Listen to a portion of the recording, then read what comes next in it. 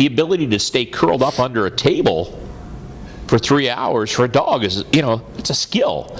It is an acquired, trained skill.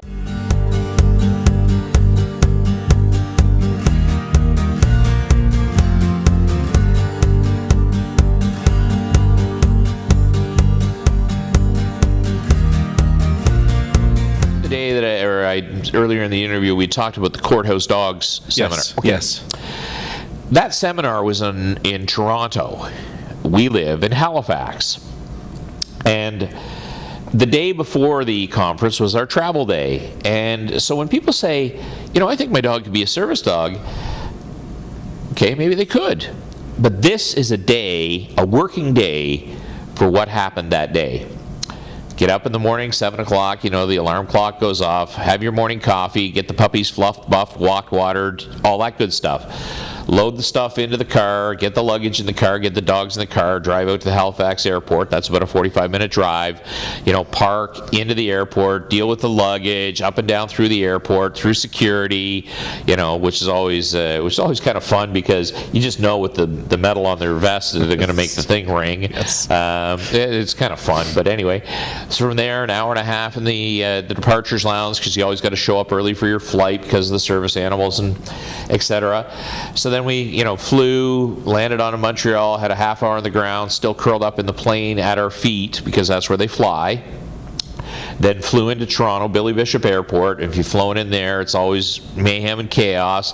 Then you get to take the little ferry across. Then you grab the tram steamer downtown. Then we walk through downtown Toronto, dragging our luggage off to the hotel.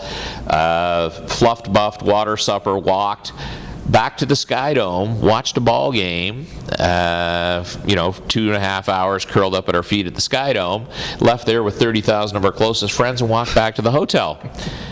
So how you doing?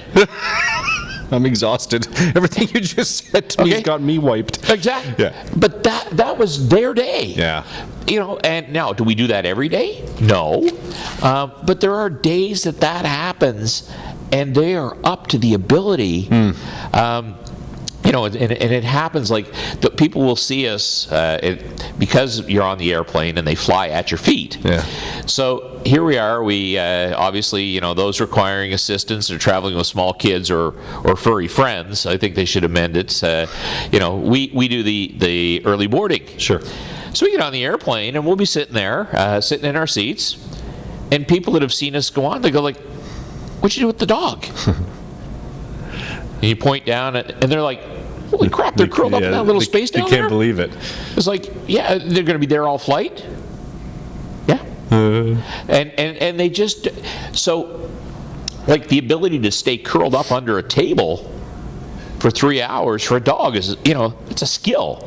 It is an acquired, trained skill. Thank you so much to the listeners of Animals Voice Podcast for listening to this very important broadcast today. Until next time, we'll catch you later. Thank you.